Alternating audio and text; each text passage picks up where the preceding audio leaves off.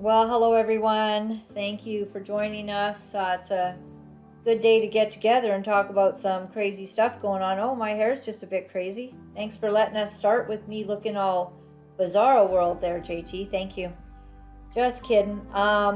Micah 6. I want to read from my dad's Bible, which I do every single day.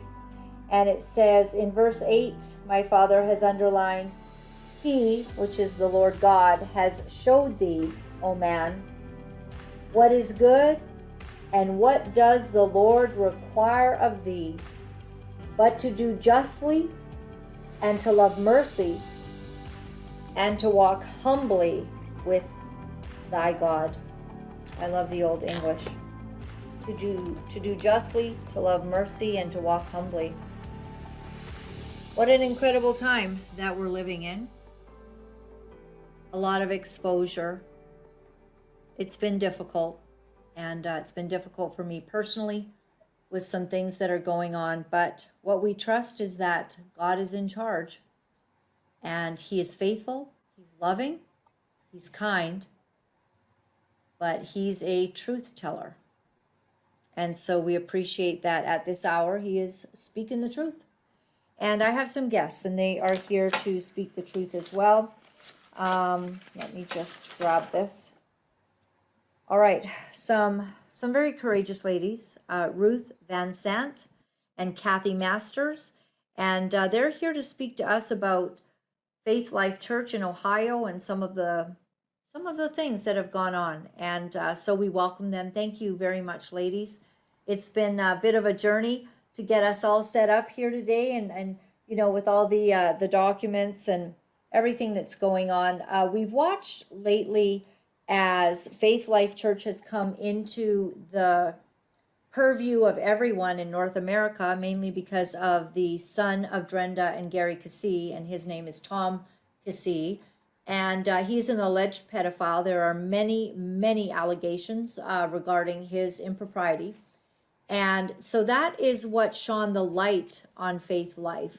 Also, along with that, has been some allegations by some of the whistleblowers that there have also been some financial dealings that might come into question. And so I welcome you to the show, Ruth and Kathy. Thank you for being here. Let's start with Ruth. And we're just going to sort of maybe allow your stories to play out to show what information you came across and what your concerns were, and what has brought you to be willing to actually speak out about all of this. So Ruth, shall we start with you? Because you were there first at Faith Life, as you had a job there. Yes. So I actually started going to Faith Life in 2017. I grew up literally at World Harvest, so I was used to kind of the prosperity gospel message. It's definitely a lot louder at Faith Life, as that's Gary Cassie's focus, fixing the money thing. But I started going there in 2017. I had just recently finished college for my business degree, business and finance. I guess it's relevant to say that it's actually a triple major in business and accounting and finance. So I had just finished my degree. I'd been working kind of odd jobs until I got the job as a account clerk in the business office there at Faith Life, and I was very excited, to jump on board and be part of a ministry. Pay's not so great, but hey, I'm doing God's work, and I get to be part of this directly, and use this degree that I just finished in the kingdom. So I was very excited about that. I also came in kind of with a question. In the summer of 2017, they had launched what they called the Journey Campaign, which was their building project. They were all excited about it, preached about it, talked about it. We're raising money for it. The plan was to expand the building from just, it's like a half a semicircle, and to kind of finish out that semicircle. And they had gone so far as to put markers, stakes out in the yard to show where the building would be going and where the walls would be. So it was a big focus that was going Okay, on at so the time. this was actually yeah, like a building and the excitement, the way that churches do sort of building projects. It fell kind of into that category. Gary would preach about how when they originally built the building, they always planned to expand it. He would talk about God's vision for it, how they were being spoken to, that it was the time to do it, things like that. So I kind of was wondering, when I went into the office, hey, what's going on with the journey? I get to help, in the financial realm of things. How can I help get things organized or whatever needs to help get the project going? Because it'd been almost a year at that point. I started in February of 2018, that they'd been talking about this.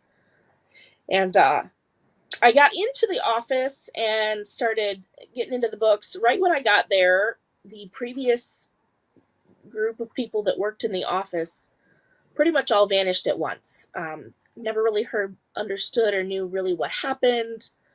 My direct supervisor was Ron Farber. He's kind of a right-hand man to Gary Cassey, been around for many years. And he wouldn't really say, what happened to them or what the changes were, but the entire crew pretty much quit at once. I think one girl was there for maybe 2 weeks to train me. So that was odd, but it was me and a temp accountant, like one of those temp agencies. They had hired an accountant from a temp agency. And I don't have my CPA. I had my business degree, but not my CPA. So it was the two of us in the office, trying to figure everything out. We didn't have anything to go off of. We just, here's your accounts, here's your stuff, go for it, kind of thing. So I was working with QuickBooks, doing my official title is account clerk, but I really ended up doing bookkeeping all the way around, recording tithes and offerings. We'd come in Sundays and help count the offering, really recording of the giving, the expenses, invoices, intercompany purchase orders, expense reports, cash cards, kind of all the aspects of running and bookkeeping for a business or for a ministry. And there was a lot of things that were strange and didn't add up. The accounts were very confused. Like I said, I was looking out for things with the journey, and I noticed that there was nothing set aside, nothing separated or segregated for different funds or things that people were giving to. It was all just in one lump sum account, basically. And that concerned me. So the more we found out, I started calculating weekly what was coming in that people had marked for the journey.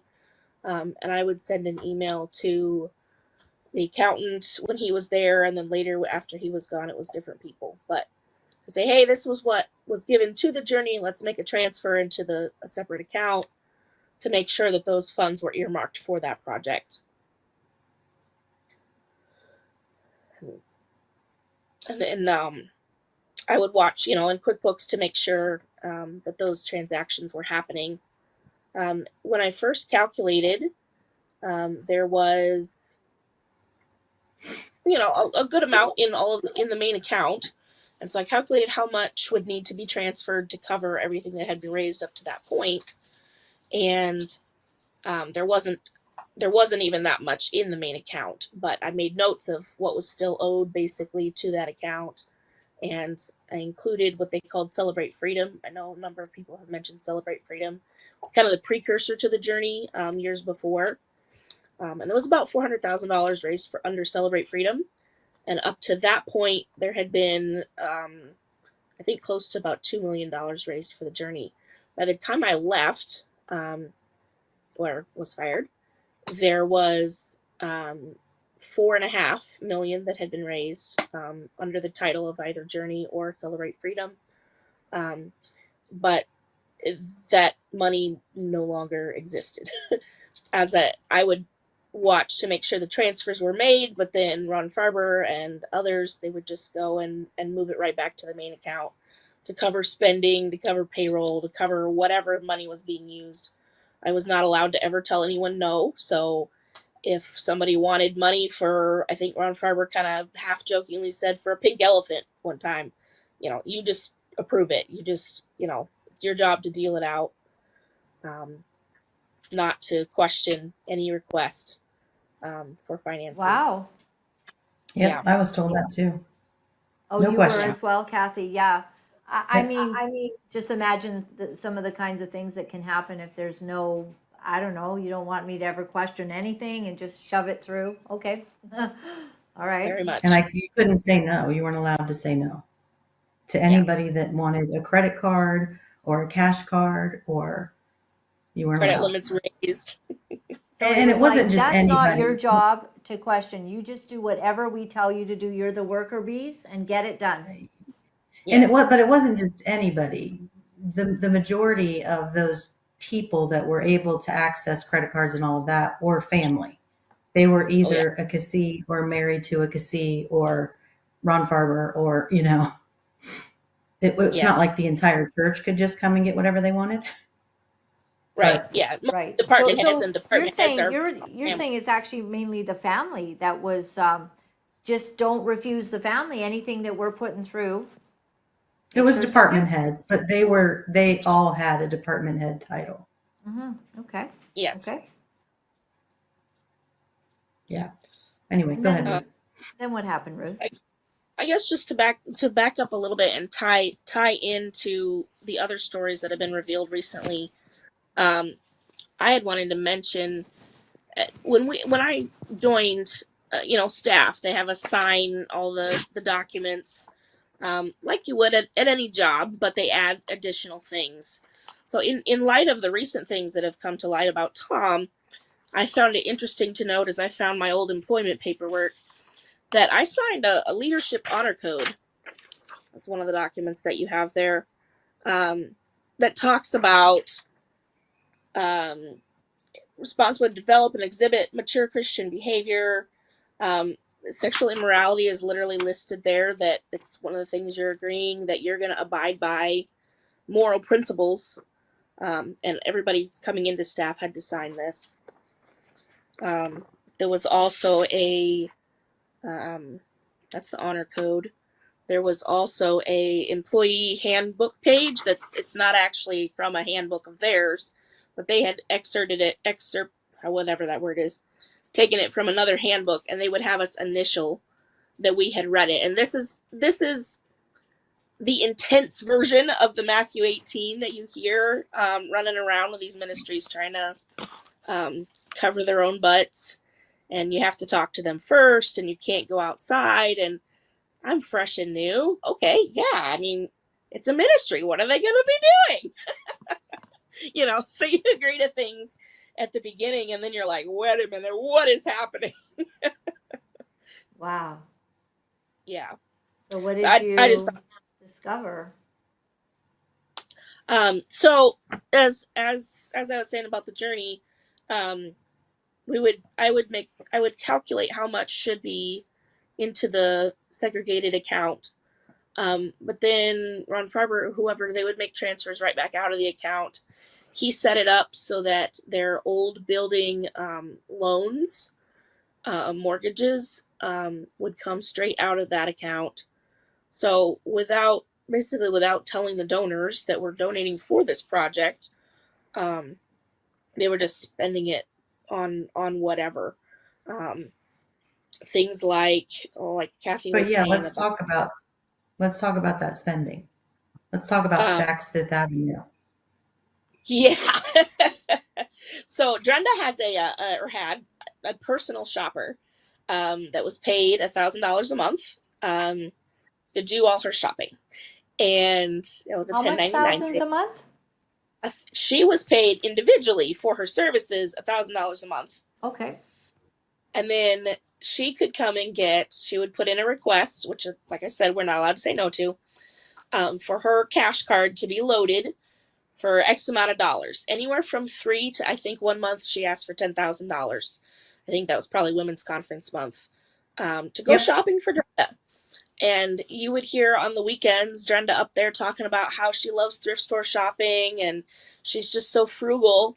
But then in the middle of the week, I'd have a request from her personal shopper for $5,000 And the receipts would come back from Saks Fifth Avenue, Nordstrom. Um, Yep. I'm not very fashion savvy, so I don't know all the names, but they were big brand names, spending whatever they wanted. Not Dillard's, but the other one that's at Polaris, Von Mar. Yes, Von Mar. Yeah, in thousands of dollars a month, and Yep. Wow. so that was so definitely one of the. Is this coming out of like the tithe that people would give to the church? Absolutely. You know, Yes. to help the poor, all the things that the Bible talks about. Yes. I don't recall any donation ever being made to help the poor or help. I mean, I remember tithes being given to like Copeland Ministries and like big ministries, but never the little guy, never that I can recall local things. Okay. I ran across in my notes the other day a check for $2,000 that Gary had written to somebody individually, that I thought was strange and somewhat inappropriate. Whenever they had a check request that they didn't want me to question them about, Ron and Cindy Farber would play the second person, because you got to have one person to sign the request and the other person to sign the check. That can't be the same person. But they were a married couple that were right-hand persons to the pastors, and so they would play that second person for each other. And I'd come in the morning to find a check stub and the request on my desk to be filed, but they've already distributed it. So that would happen. Honorariums, like she said, to Kenneth Copeland Ministries. Kenneth Copeland was there once when I was there. I think his honorarium was $15,000, and then there was additional honorarium to KCM. That's ministry. not much. You know, Joni Lamb, her honorarium for being at a women's event, you might have heard or seen the show the other day, but it was 25,000 actually. I had said 20 on the show, and I got corrected, I think, by Ohio for Freedom or someone. 25,000 for her, and then her two daughters and daughter-in-law each got $5,000 for virtually like showing up and participating a little, and pretty excessive honorarium for that. But Susie Lamb actually just didn't feel right about it, and she gave it back. So I wonder if that was deposited back. Wow. No, it wasn't. I would have seen it come back through. You would have seen it. Somebody maybe signed the back of it and got that money. Who knows? Who knows? Yeah, definitely same thing. Kids would get honorariums for speaking if they spoke at an event or something. The kids got our honorariums also. Other things that spending definitely went to, their business, Forward Financial Group, which is already somewhat of a tangled web because they tell people at the church to go for the business. They have the Fixing the Money thing, which is supposed to be part of the ministry, but it also refers people to the business. So, kind of a little screwy there. Wasn't the Provision Conference actually produced by Forward Financial? Yes, supposedly they sponsor it, which I never saw any money. I never saw them give money. Yeah. But yeah, definitely a mixed bag there. And then, so the business technically owns the airplane, but Gary has a small plane that he would also use. In a private pilot. He has a pilot too.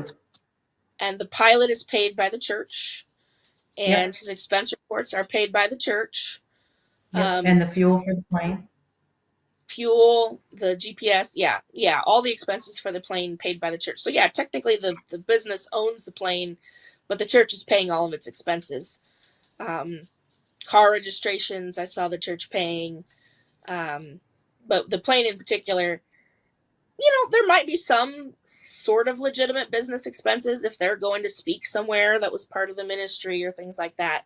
But I would very, very often see just trips down to their vacation home in Florida. We know where the home The is. Florida I'm looking vacation at the pilot homes. logs. Yeah. Two vacation homes. One in Florida, and then like the year before I got there, they bought a home in Nova Scotia. And of course, that's the blessing, working for them. But it just real That's screwy. because they wrote on the bottom in the memo of their check that they needed a house in Nova Scotia, and they prayed over it, and God granted it, because that's how God works. Not. I can hear the dripping sarcasm, and I think what everyone's waking up to is the fact that some of these celebrity churches, what ends up happening is that you've got sort of these charismatic leaders, be it Drenda or Gary. I mean, Drenda's just all out there, but all of a sudden their church, other whistleblowers have said, like every home group, the meetings, everything is being used as a way to get more people tied into the multi-level marketing schemes that are actually coinciding with the church. And then all of a sudden they're super rich. And we had dear friends on from Faith Life Church who were going through a hard time after giving for many years, giving a lot of money, and only to find out that when they literally really needed just $700 on a tough month, they were, no, we can't do that. And then they plowed a whole bunch of money into something else that didn't seem as desperate, certainly to this man. And so all of this is kind of what you're uncovering, I think, as you're working and seeing this kind of stuff in the thing. Could I ask you, Ruth, about what did it feel like? Because you said you grew up in World Harvest. Now, is that Rod Parsley? Rod Parsley, and you've probably seen some of the exposure that's being put out by Ohio for Freedom on that church. But so Rod Parsley's church, so there's some shenanigans going on there, but you come over and you're really hoping that you're going to be working for the Lord at a big church, and that you're going to be useful and your heart is pure. And that's kind of what I sense from you. So as you begin to see things, what's going on personally inside of you? Oh, it was awful. It was so confusing. It's like being in an abusive relationship, really, because you're, on the one hand, you're giving everything you got. I mean, I'm a jump in all fours kind of person. I was at every service. They would have 4 weekend services, and I would most weeks attend 3 out of the 4. I lived right down the road. I mean, apparently I loved the Journey project. It's the picture of one of their building designs, more than they did, because they would preach about it and talk about it. I would show up early for my shift, and go walk the land and pray over it and set a chair out approximately where the business office was going to be built at. Wow. Yeah, you were invested personally. You wanted to see the fulfillment of God's promises and this vision. And this was, you have to keep in mind too, for Ruth, this was her first real job. So, I mean, it probably didn't come as quickly because, you don't know what's normal in your first real job, right? You don't know what shouldn't, I mean, you know what's right and wrong, but I worked a lot of retail, but my first actual accounting job. So I mean, I loved the work itself. I loved digging into the books and trying to help unscramble things. And for about 6 months, I really thought, okay, we just have to figure this out. We have to let them know what's going on. Like, the first 6 months was really just trying to figure out what was happening. Like, what am I even looking at? Where is this going? Their tangled web of accounts and what deposits into what, and how the money here and received from here but goes to that account, received from here but goes to that account, and exactly same. Yes. Yeah. And I was there 6 months after you left, and I was doing the same thing, trying to figure out where things went, where they were coming from, automate stuff, yeah. I had on the whiteboard, I had diagrammed, and every time we would figure something else out, but you saw that? That was still there? That's hilarious. Yeah. It became somewhat infamous. We had Jeff, the temporary accountant there, knew a guy who had a business that was proposing how to help us simplify and have a new point of sale system that they could use in the cafe and things like that. And we actually got him to come in, and he sat down with us and Ron Farber and, talked through his ideas. He saw my whiteboard and was really excited about helping us unscramble. And then after he left, Farber and they came up with some excuse and why they didn't want to do it. But as time went on, like, we're kind of figuring out, okay, these things are a mess, but here's how we help, but then we're shut down. Okay, well, let's work on this, and here's how we help, but then we're shut down. I'm being told I'm not allowed to say no to anybody. In October, I got written up for being disrespectful. It was just weird stuff. Wow. I was And concerned was it in about. line with your work? Like, do you think it was because you were sort of confused about some of the things you were seeing and you questioned, or that kind of thing? It was definitely for the questions. Yeah, for asking too many questions. There's a note in that paper that says people feel like they're under scrutiny when working with Ruth, which was maybe one or two people that were probably doing some screwy things, because a lot of people liked me. But then, I'm sure that those who were doing screwy things were complaining to their family and people in with a little more power, and then they wrote me up for it. Ruth, was Robin kinda, not there when you were there? Robin came in about October. Jeff, his contract was not renewed. They did not tell him that, but they just kind of let it fall off and didn't tell him. And one day they were like, "Oh, you're not showing up tomorrow." It was very strange how he was sort of let go, but he was a contractor also. Mm-hmm. And then Robin came in. They hired someone from the church, no financial training or experience whatsoever. But she had the actual account logins. I could go in and like download statements, do reconciliations, see where things were going, but I couldn't make any changes. You couldn't dig into a transaction. Same with me, like I could get statements, but like if I needed to figure out, like if it didn't balance or something, I couldn't dig into a transaction. And I was told that I was not permitted to have access to that because I asked multiple times, because you can't really be an accountant and not have access to the bank account. And I did have access. And what would they say, Kathy, if you were sort of questioning some things? I mean, how are you going to do your job if you don't have access to bank statements? What would they say? That's how we do it. We don't ask questions. This is just what we do. Okay. Oh, Robin. Yeah. Robin said that a lot. Yep. So I did have access to a bank account. I had a key fob, a fob, but it wasn't all of them. There were multiple sources of revenue, and trying to reconcile without actually being able to like log into the account and drill down, into a transaction was tough. So, yeah. and it was Robin's responsibility to do that, the reconciliations, but I would, try to help out, and I couldn't much because I didn't have the proper access. Well, the interesting thing I want to explain to the audience that Ruth, basically you were working there from February 3rd to 2018 to January of 2019. So about 11 months or so. And then Kathy, you came along August 2019, well after Ruth had already left, till June 2020. And so you had different times that you're there, but clearly you've seen the same patterns and the same things that were going on. Yes. Oh yeah, there was the chaos. I mean, like I don't know, Ruth, if you experienced this, but like the expense reports were not, how they had the file where you had to. So I spent weeks trying to get those updated, trying to reconcile them with the credit cards. Weeks. One of Pastor's assistants took 7 months to bring me back a stack of disorganized receipts. Yep. 7. You weren't allowed to.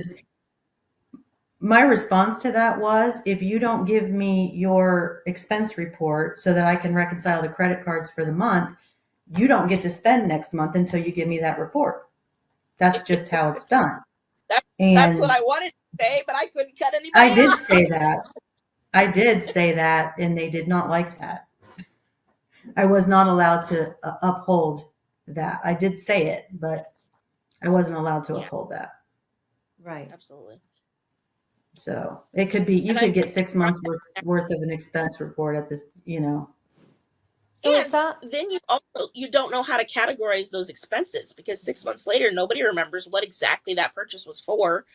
It's a hair and nails appointment for Brenda, or it's a random Walmart expense. Like, who knows what that was for 6 months later. Yep. Well, so Ruth, I've kind of heard you say that sounds like you eventually got fired. Did you find some things, or was it that you had concerns? Is that part of sort of the story? Is what ended up happening to you? Yeah, it all kind of snowballed. I was always trying to follow up on the journey and make sure that the funds were transferred, and they were disappearing faster than they were coming in, and not for the journey project at all. Where was it going? It was being all put back into the main account, from which everything was just pouring like water, money everywhere. So it went to the airplane to visit their vacation home. It went to her clothes. It went to expense reports that we couldn't tell anybody know about. It went everywhere. There was no segregation of this is for this is for that. They will say, and I would ask Ron about that. Many times I asked Ron about that. Oh, well, we can spend it however we want. Or there was one donor that gave the largest amount, and at one point he told me, well, they told us we can spend it however they want.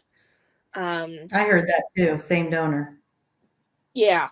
And they would point out, now with the art, there's an article in Knox Pages released just today. Yeah, I've got that. JT, if you can share that. Which this is God's timing, because the author of that article that I've talked to didn't know I was coming on your show, and then the timing of that coming the same day is quite something to me. Right. So this is literally today's date, and of course, Ohio Attorney General's office probed Faith Life Church finances in 2020. Tell me what's going on. So, well, I wanted to point out that it mentions the note on this envelope here, because the pastors would be like, well, we put a note on our envelopes that says we can spend the money however we want. But they would hold meetings and show people the plans, and they got they had the land rezoned. They had special permissions from the city of New Albany to build the clock tower design that they wanted, because the height is higher than anything in New Albany. So they were making it very clear to everyone donating what it was supposed to be for, but then spending it on everything. And like I said, when I would complain, I would get more reprimands. Mm-hmm. So I eventually. If we is there anything else that kind of comes out of this? Why have they released a document like an article like this today? What is their point? They're saying, well, the Attorney General did look into the finances in 2020, so why would he not be looking into the sexual allegations? Is that the point this is trying to make? I think that's the point of that article. No? What, Kathy? I don't think so. I think it's just more to say that along with the allegations that are coming out against Tom, there are other things, and they were brought up in 2020, and still today, the recommendations that were made in 2020 have not been adopted by the church. Okay. Yeah. After the investigation that took place, the correct, changes have not happened. That's what this is saying. It says they're unclear whether or not those things have happened. Mm-hmm. The recommendations that are listed in that article. Some of them I can say absolutely didn't happen, but some I'm not sure, because I left in 2020. So it's possible that they. however Tell me unlikely. something local. Yost, a 2026 gubernatorial candidate. Yep. What's that? Governor. He ran for governor, Okay. or he's Okay. running for governor. Gubernatorial. I'm sorry. That was just Yeah. such an interesting word. Okay. Yeah. All right. So yeah, it is interesting. I will just say here, and then we can kind of move back to what you were saying. The publication also asked why charges were not filed following the AG's investigation into the church's finances, if any additional complaints have been filed since April 2022, and if the church is currently under investigation by any sections of the AG's office. Fertile soil for mistrust. So the New Albany-based church was encouraged to make changes that I think that you guys are talking about to address the persistent problem of lack of transparency and the Cassis' total control over the governance and finances of the church, according to an April 2022 letter written by William Seek, the Principal Assistant Attorney General in the AG Office Charitable Law. So the two of you, I'm guessing, agree kind of with this assessment, a lack of transparency. People don't know where Absolutely. everything's going. I mean, it's a wash. Yeah, and I would say even more than that. They're quoting lack of transparency, but I'm certain we're still not given all the facts, because Ron Farber and the Cassis, they're claiming that, well, it's not a restricted fund, we can spend it for whatever we want. So there's a note in there, something about restricted funds, about enhancing their notifications for restricted funds, which is that note on the bottom of the envelope. But just because you say, hey, you gave it to us for this purpose, but we can spend it however we want, that you can't just do that. Right. And they're saying like something interesting here. So this is from Attorney Yoss' office. As you know, the charitable law section of the Ohio Attorney General's office has been investigating Faith Life Church, an Ohio nonprofit and charitable corporation. This investigation arose in part from concerns regarding the solicitation, collection, and expenditure of funds as part of the Journey campaign. And this is now. Aren't you mentioned here somewhere, Ruth, in this article? Not by name. It says a report submitted in May of 2020, and that was me. Yes. Yes. So, and then they say it hasn't uncovered any matters requiring further investigation. So, although the But office there's is matters not, of yeah. there's matters of concern, lots. Yes, yes. Although the office is not escalating its investigation, the office has identified some areas of potential concern for improvement as the church moves into the future. So they kind of they weren't really to really come down on them very hard, but it looks like they had some concerns about what was going on. Yeah, Gary loves to say, "Oh, we get audited every year since 2008." I read some of those audit files, and they cite the exact same concerns as the AG office, and those reports were from 2015, 2016, 2017. So, I mean, the record says from at least 15 to 22, the same issues were not addressed. So And they say They hired the generally, auditors. right? So Generally yeah, speaking, the total control of any charitable organization by a small, related, and static group of individuals is a red flag from a governance perspective. They I could acknowledge that. never even figure out who was on the board of directors or who were even elders. I would ask, and yeah, I me would neither. get redirected, and question never really answered. At I one didn't know point, there was a board of directors. I think at one point there was, and another point there wasn't. I was never clear on what the actual case was. And the one file that I did see that said something about a board of directors was basically their oldest children and the Farbers, maybe one other person. So it was like, well, that's kind of pointless. Right. Yeah, it was definitely all family, and the trailers I think were on the board of directors too. They Sarah were Tree, past, yeah, which he Sarah was and Violet. And I want to get to you, Kathy, because clearly you came later, but the two of you have put in your Cole's notes together, and you've seen the same patterns. So, Ruth, I want to just give you opportunity to, yeah, to kind of finish out And tie it your in. side, and then I want to hear from Kathy, because obviously you guys got into something where all kinds of impropriety is happening, and with all kinds of spiritual abuse, or where these churches hide things, there's no transparency, don't ask questions, and that is the problem, and that is how Yeah, terrible things are happening in the church. So go ahead, Ruth. yeah. absolutely. Um, so towards the end of 2018, I'm getting more and more concerned. I'm getting blocked. I'm getting written up. I'm getting forbidden to talk to ministry heads, forbidden to talk to vendors. Like I'm really being boxed in being able to do my job, and feeling like I'd go to the bathroom and cry, and like it was very stressful, demoralizing. Um, I'm praying, like, isn't this what I'm supposed to be doing? What is happening? Um, Jeff was gone, Robin was there, so I didn't have anybody to talk to about what I was seeing. Um, January of 2019, I get summoned by Ron Farber to meet with him and Gary, um, and was given my dismissal. Like, hey, you didn't respect me more since October, so this is your dismissal. He walked me up to my office. I got my stuff and was walked out of the building. Um, it was that quick. And Wow. I mean, the paperwork says that it's for disrespect and insubordination and this kind of stuff.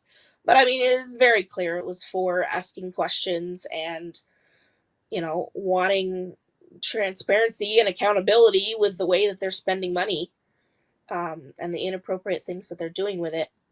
Like I said, and the reason I mentioned growing up at World Harvest, because both from Rod Parsley and from Gary Cassee, you've heard from others that, you'll hear it from the pulpit, about, well, people were offended and left, and kind of a running joke about people get offended and then they drop back a row and they drop back a couple more rows, and then one day they're out the door and you never see them again. And it had happened. I'd seen many people, whether I knew them well or not, that would just vanish. And people wouldn't talk about it. You wouldn't hear their names again. You'd wonder what happened to them, and you might get somebody to tell you, oh, they're just not here anymore. But it was very weird. And I did not want to be one of those. So I got fired on a Tuesday, or maybe it was a Thursday. And I came back on Saturday to church, and the look on Ron Farber's face when I walked in the door, I will never forget. They were very shocked to see me there. And I kept sitting in my seat, third row from the front, looking right at Gary for another year, actually. And I kept trying to go up. I did a number of times try to go up and talk to them. I was convinced by then that it had to be all the Farbers doing. Listen to what they're preaching from the pulpit. They're saying the opposite of what's in their books. There's no way they realize what they're doing. So I kept trying to talk to them. At one point, Drenda was just walking away from me and said, well, Matthew 18, you need to talk to Ron, which I had already done a dozen times. They told their security not to let me past. One of them told me that later, but I could feel it. Like I would try to go that direction and they would stand in my way. So finally, at the end of 2019, I wrote a letter to Drenda. You got a different perspective from the others. I had more run-ins and conflict with Ron and with Gary sitting next to Ron and going, well, he's my mouthpiece. You need to respect him. And just some kind of creepy vibes in that respect. I did not have those run-ins with Drenda that some of the others did. I did definitely hear she's in charge of everything kind of thing, like what she wants, she gets. I definitely had that vibe. So I really thought if I could get through to her, she would be like, hey, this isn't okay. Let's fix it. And then she would have the power, so to speak, to actually change something. So that was why I addressed a letter directly to her. I sent it in the mail, overnight mail, to their home address to make sure that farmers couldn't get wind of it. Like, it was going to be received by Brenda Cassie. I attached to my letter a case that had recently been sentenced, a man by the name of Todd Kuntz in the Carolinas, who had been doing the same things. TV, clothing expenses, not everything the exact same, but I highlighted the relevant items, and he had just been sentenced to 5 years in prison. So I wrote to her, and I was like, I'm concerned. I want to make sure that you know about this.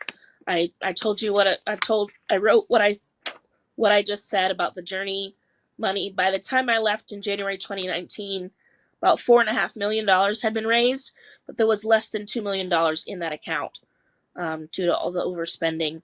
I also noted things about the 1099 people that they would pay but not pay taxes on, their expenses that I mentioned that should have been stated as fringe benefits and were not. And I actually had the accountant that temp account that was with me, I met with him and got him to sign to say that, just as a verification, it wasn't just me, it was mouth of 2 or 3 witnesses, to say, this is what's going on in the books. Wow, that took a lot of courage, Ruth. Like, I can't imagine you're one gutsy girl to kind of go, this is what I totally believed in. You would walk the grounds because of your love for this mission, this vision, and pray for God's success in all of it. But then it was everything you were seeing that you asked questions in order to kind of try to bring clarity and maybe a bit of a wake-up call to some of the things going on. Yes. Yeah. About a month later, I got a letter back. The letter is signed Gary Cassie, but it says, I was talking to another staff person recently, and we think that it's actually Ron Fiber's handwriting. But I got a letter back in the mail from Gary Cassie saying, hey, he doesn't mention anything about the overspending. He doesn't mention anything about the journey at all. He mentioned some other things that I said about his flights, about, I appreciate your concern that the church you love could find itself in financial or legal trouble, but I assure you everything is in order. Again, 2 different financial accounting firms work with us intensely, one yearly and the other daily, which I don't know what the daily is he's talking about. But yearly would be whatever information he gives them, so it's not much of an audit. And like I said, I'd read those reports, and they had concerns too. Yes. Secondly, our attorneys check and recheck every aspect of the ministry to ensure legal compliance. Signed, Gary Cassie. So at that point, I realized, because I'd addressed it to her, she had to have seen it. So she knew, he knew, the Farbers knew, everybody knew. And they were doing it on purpose. And they were complicit. And they were gaining the benefit of the clothing, of the trips, of all the other things that they would spend money on. And that was hard. That was a shock. It took a while to really let that sink in. And then COVID hit, and they shut down for 2 weeks. And I realized all of a sudden, it's like coming out of an abusive situation. I don't have to stay. I don't have to go back. I don't have to return. And I never did. Good for you. I went to some small groups with some people that I knew, and I told them about what I knew, in hopes that it would, that they would leave. And then that time I started compiling my reports, and I reported to the AG, Attorney General. I submitted an online report to them, which is what led to the article that you just read. I see. I submitted a report to the IRS. I submitted a report to the Bureau of Workers' Comp, and I also contacted the Trinity Foundation. Very good. And I just want to say, in this report, in this article today, they are noting some things. He said the church's bylaws give the Cassies functional life estate interests in the church without any input from or oversight by independent directors or congregation members. The bylaws also give Gary Cassie near total control over board composition, and an insurmountable veto over all board decisions, not just decisions on ecclesiastical matters. It further goes on to say, additionally, the bylaws give Drenda Cassie an automatic right to succeed her husband if he passes, plus an insurance of 2 years, widow compensation in the amount of Pastor Gary Cassie's last annual income, which has recently been raised to several $100,000 per year.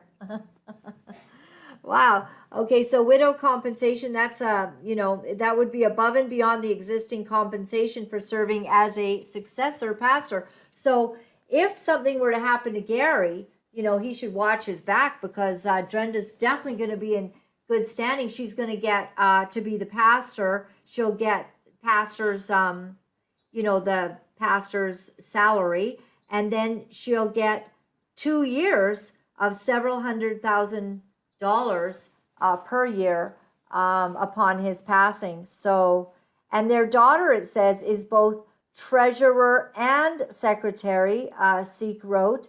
He did not specify which daughter. And then they kind of have a little graph of, who's who in all of this. So very interesting. I'm kind of It's either family or spouses of family. Yes. I don't know that there's anybody in there that's not family, other than Ron Farber and Cindy Farber. Yeah. Which They might as well. Family. I They've was been around. flabbergasted when Ruth was telling me her story, because I think I even said to you, "Oh, Ron's not involved. He couldn't have known." I thought he was. He was So a kind key to figure. me. He really, After that, he hid. yeah, I mean, he was Wow. very kind to me, and All I right, just well- didn't. I was. Yeah. Are Yeah. you, Ruth, do you feel like you've kind of shared the bulk of what you had to say? Yeah. Yeah. I just thank you for being one of the few kinds of people who will actually step forward and go, I see some real impropriety here. You put yourself on the line and your job. And then you took it even farther to try to bring some sort of clarity or maybe justice. And so, yeah, when you go through this, so I'll just let what does that say? Let's see here. Sorry, guys. Simply put, the church is not a closely held business. It's a non-profit corporation that has no pecuniary owners. Did I say that right, JT? So it's just interesting. It's all mishmash. They've definitely protected every side from all that they do. And, Ruth, good on you for giving it your best shot. Everyone, this is, just so you know, if you want to see, this is as of today, Knox Pages and Ohio Attorney General's office probed Faith Life. So, Kathy, what did you see? You did not know Ruth. So you came into this, kind of cold. And what did you see? I mean, the same types of things. I just didn't. I left instead of, I asked questions, they weren't answered, and I just was uncomfortable with the prosperity message, and I was uncomfortable with the way that the spending. I had a very hard time watching, 8 to 10 people extremely wealthy when there were members of their congregation that couldn't afford to eat, I mean, it's like I just couldn't reconcile those two. I did not take it anywhere. I just decided to resign. This is the sadness. I just had an interview earlier today regarding how the church has turned all these building projects into what they do rather than caring for the poor, making sure everyone's okay. Think of the millions and billions, I would dare say, of money that is collected by churches across the nation, and we still are not really taking care of the poor. And that's just a travesty, and it's all just so in our face nonsense to see this happening. And it's always important about the next building project, but people in your own congregation, a husband and wife, could be really struggling and needing to, make something work. I will say that this is exactly the complaint of one of the former whistleblowers that we had on this show regarding their treatment at the church that you're from and that you're talking about, is that they really, as tithing members for a long time, as people that loved this church, they had donated, they had been part of it, and their problem was they were just in a bad way, and they needed a little bit of help, and they couldn't get it at a time when they needed it. That's wild. I mean, I can't believe that. Yeah. I heard that is very heartbreaking. I mean, I'm sure at the same time they were in that same month spending tons on clothes and all kinds of other things. I mean, I've watched people die. The former HR director that was there when I was there, she had cancer, and she wasn't exactly part of the church, but there was also still that flavor of the shunning because, you don't have faith for the healing. And she's since died. There was a product manager, great man, and one of the most integrity that actually had some integrity there. And about a year later, I saw him coming down for prayer, very, very, very sick, and died shortly thereafter. And it was just really sad to me. Right. Kathy, tell me about some of the things that then literally made you have to quit. I had things, I had small children, so, I needed to focus more on that as well, but I couldn't, I just couldn't watch it anymore. I just couldn't do it. They would take, in 2019, they rented a train and the entire family took a trip to do a photo shoot for the television program, and the church funded it. Right. So, it was like Similar ridiculous things as this, Kathy, is what Daystar has exposed, the whistleblowers on, the kinds of shoots they did, one being the lingerie shoot for Rachel. Oh, I didn't hear that. Yeah. I did The not even hear lingerie about shoot that. was covered. Yeah. And That's most of wild. it had to be edited out. And I'd hate to have to be the editor of that. I mean, who edited Right. that? Can you imagine if your husband is the editor at a Christian organization and his job is to edit Rachel Lamb's lingerie shoot? Anyways, you have to laugh. Yeah. Yeah. Yeah. I just thought it was such a glamorous trip. Beautiful. I mean, I don't begrudge them doing that if that's, but it's not something I didn't feel like the church should have to support, even if they were doing it for FLN. Do you think that there gets to be a culture, Kathy, where you think that the church is this blessed because of me? The church is this blessed because we're the stars, we're the celebrities. It's because of our good governance. And so because it's so blessed because of us, we just get all of these perks. I mean, this is not supposed to be a business with a CEO. This should be, sure, get well compensated, but if people are giving money for the church should be doing business that Jesus would do if he were here. Yeah, I don't begrudge any pastor for making a decent living. I think they should. Right. They should be well taken care of and well compensated. I don't think that they should become extremely wealthy. And I know, Gary does have another business. I don't really know much about Forward Financial, how much it does or any of that.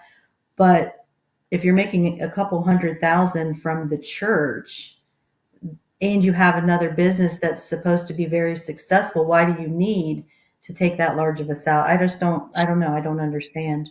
That's I'd all. like to ask you some pointed questions just in thinking it through. So you were a person who liked to see, you're an accountant. And I have to say, that accountants are, like, I find you all a little bit, kind of persnickety about stuff. I deal with my own problems with that. Boom, boom, boom. And keeping it all in order. And I'm a bit of a scatter person. I know that surprises all of you, but in any case, yes, it's true. And so you didn't like the way that they weren't taking care, but surely that was not the crux of the issue, that they're disorganized. What brought you to the place of being so unsettled that, first of all, you left, and second of all, you're here today?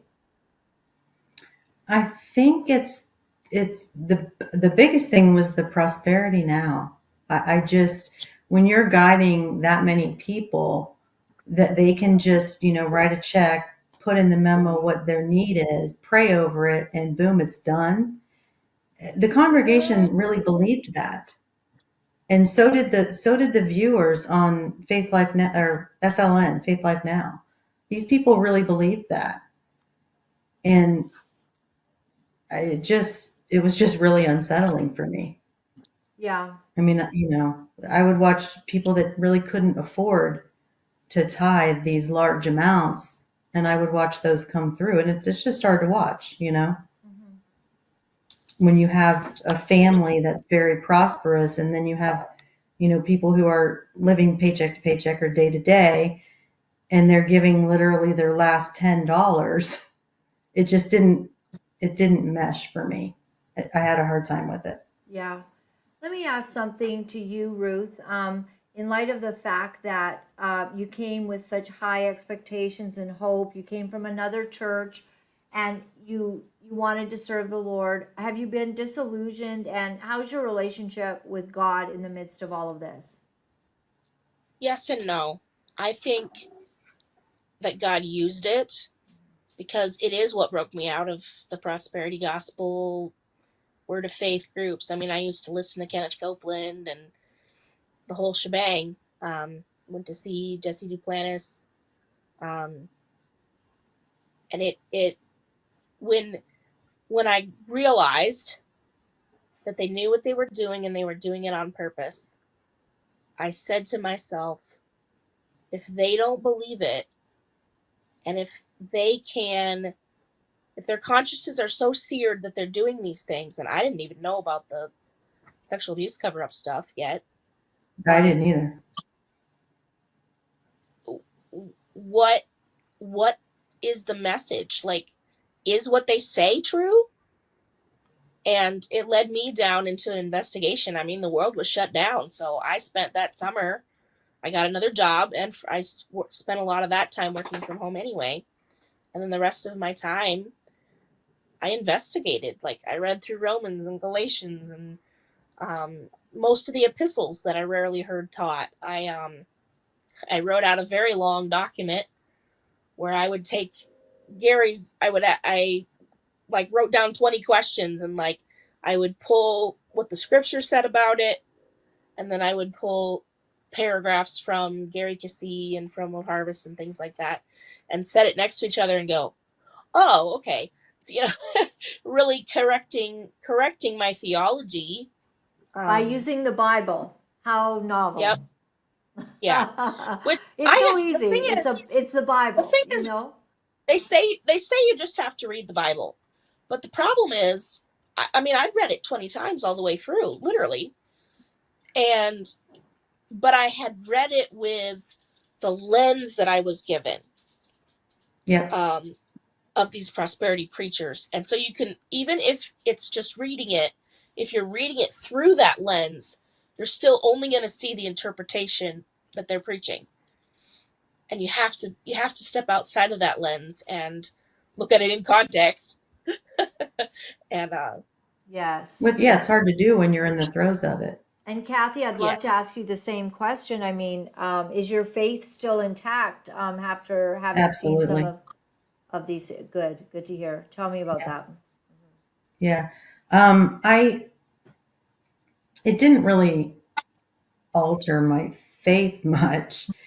I didn't really attend the church there.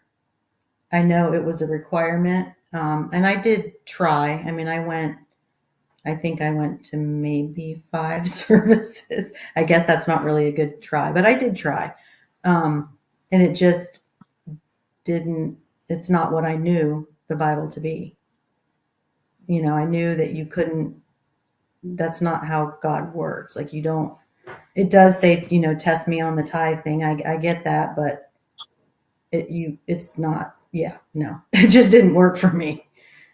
So The I whole just, yeah, prosperity message is under so much fire right now because it's just gotten so off.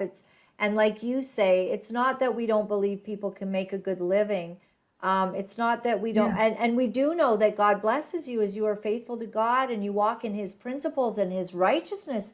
If you walk in his holiness, I mean, the word is full of the blessings of God. But if you disobey, if you walk away, then the Lord has a different outcome to that kind of life, you know?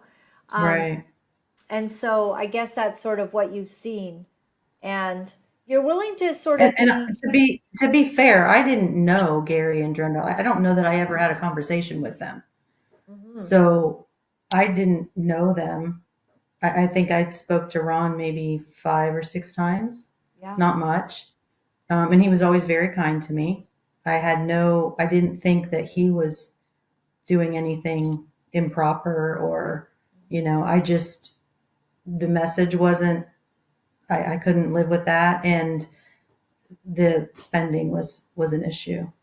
You know, right. that it just the way that the business office ran was not a typical accounting world, even in not, and this was my first nonprofit accounting. So I'm not going to say I was very experienced in nonprofit, but there still are certain things that, you know, as an accountant, you just do. You You know, expected, and you know, if we're yeah, not living up to the authentic, transparent um, sort of guidelines in the world, business world, and we're not even hitting that, I think it says a lot.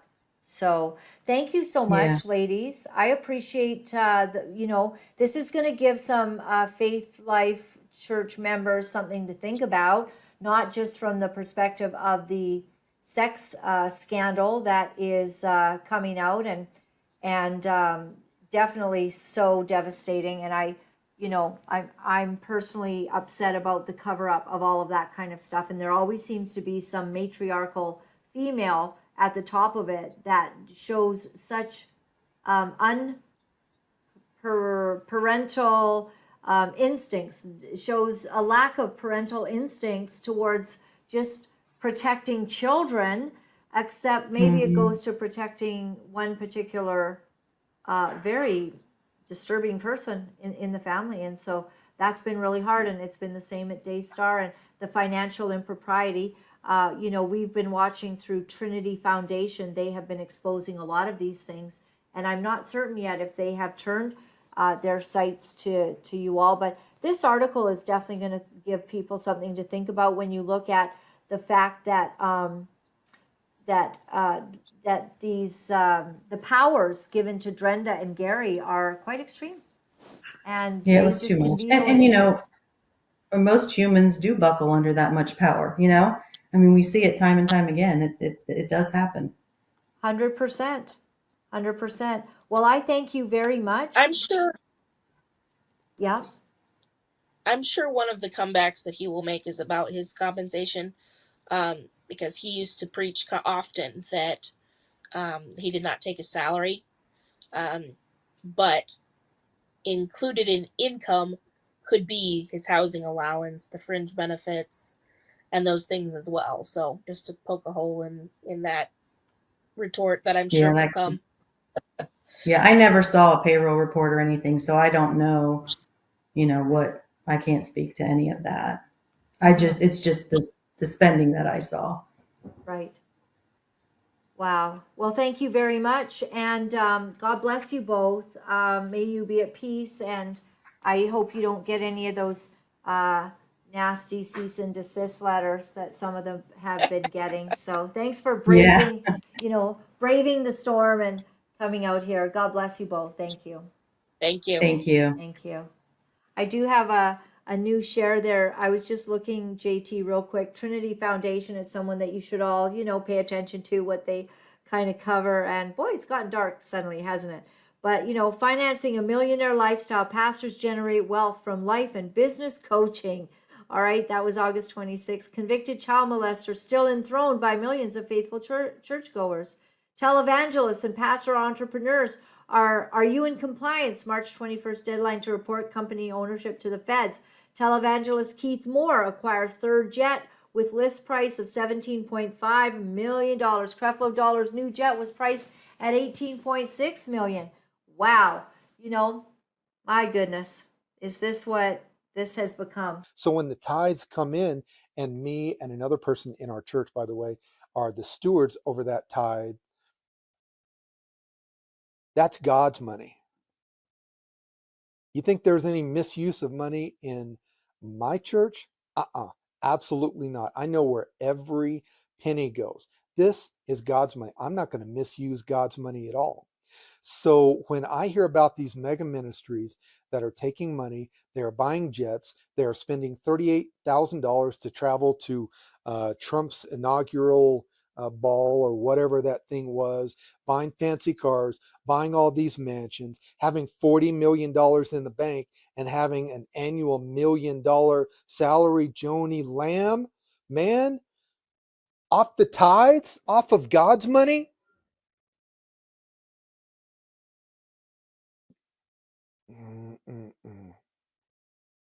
You got a lot of nerve.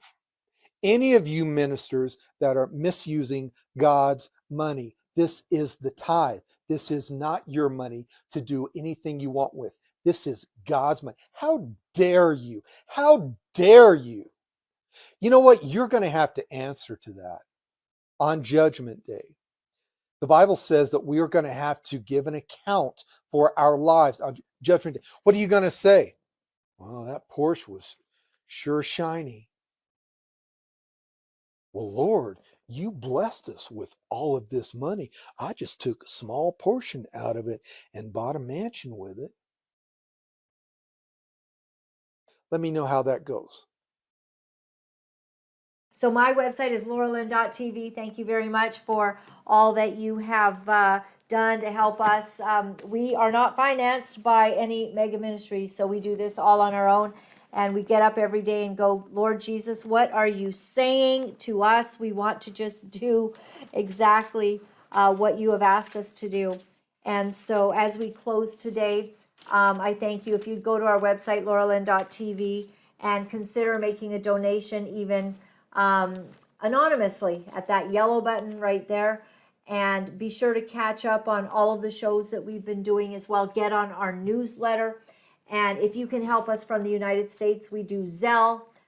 We have e-transfer in Canada, and we're able to get support that way, because guess what? These lights that you see once in a while, show them that side view there, JT. These lights, they cost money. So to keep the lights on, and you'd be surprised. I know we have a beautiful set. Let me tell, one of the things that's been happening is people say, is that like a fake set? It's a green screen and you all do that. No. JT and I have an interesting life. We decided to move to Kelowna when we were going to go on Daystar because we wanted to have a great set, and we saw it, so we decided we would rent this place for a year in order to do our Daystar show. And then wouldn't you know it, we left Daystar and now we're just in this. So we've been having fun. But thank you, everyone. Thank you for your support, your kindness. It means a lot. And though we don't have the budget of a big place, we do it quite simply. We have a rented place, and we have our set here, and we do it simply as we can in order to make sure that we can keep bringing you great content every single day. And that's our mailbox right there. So I'd like to leave you with this scripture. In Deuteronomy 6, verses 10, we'll read down a few verses here. So interesting that the children of Israel were given so much. And it says in verse 4, let's start there. Hear, O Israel, the Lord our God, the Lord is one. Love the Lord your God with all your heart, with all your soul, with all your strength. These commandments that I give you today are to be on your hearts. Impress them on your children. Talk about them when you sit at home and when you walk along the road, when you lie down and when you get up. Tie them as symbols on your hands, bind them upon your foreheads, write them on the door frames of your houses and on your gates. In verse 10 it says, when the Lord your God brings you into the land he swore to your fathers, to Abraham, Isaac, and Jacob, to give you a land with large, flourishing cities that you did not build, houses filled with all kinds of good things that you did not provide. I'm getting excited about that. How do you all feel? You know, that sounds okay. The Bible's saying, wow, all this good stuff coming your way. Wells that you did not dig, and vineyards and olive groves that you did not plant. And then when you eat and are satisfied, be careful that you do not forget the Lord who brought you out of Egypt, out of the land of slavery. Fear the Lord your God, serve him only, and take your oaths in his name. Do not follow other gods, the gods of the peoples around you, for the Lord your God is who is among you. He is a jealous God, and his anger will burn against you, and he will destroy you from the face of the land. I find it really absolutely fascinating that so many ministries began with broke people who had good intentions, who wanted to simply build. They have a story like the Cassis and like the Lambs, Marcus and Joni Lamb, just beginning from, you know, a faraway place where they were not wealthy. But then they became wealthy. And this is what the Lord's saying, is that when you have built that wealth, and when you have garnered all of this stuff, the vineyards, the olive groves that you didn't plant, you've got all these things coming your way, the Lord asks you that you would just be careful that you do not forget the Lord, who's actually the one who brought you to this place. And I'm wondering if that's the part that's missing. That somehow God is forgotten in all of this wealth, and that the prosperity message begins to have you focusing on getting wealthy rather than bringing in the harvest of people that need to know Jesus. And rather than your relationship with Almighty God, where you just get to sit at his feet and honor him with everything that you have. I'm just wondering if that gets lost in this huge growth in wealth and finances. Everybody hopes that they'll have enough, that they'll have more than enough to be a blessing. But God help us when we actually get vineyards that we did not plant, wealth that we did not make ourselves, and it all comes to us. Will we be careful not to forget our God? I hope we are. God bless. Talk to you soon. You know, it's not easy to deliver the truth of what our sick world is doing, but for some of us, we feel that we have no choice. Because if we are silent about these abominable things, then we are letting evil go unchecked, and we cannot do that. For those of you wonderful people who are writing me and are sharing your encouragement, I am deeply grateful. Thank you for all the letters that you've been sending. Thank you for the donations and the support.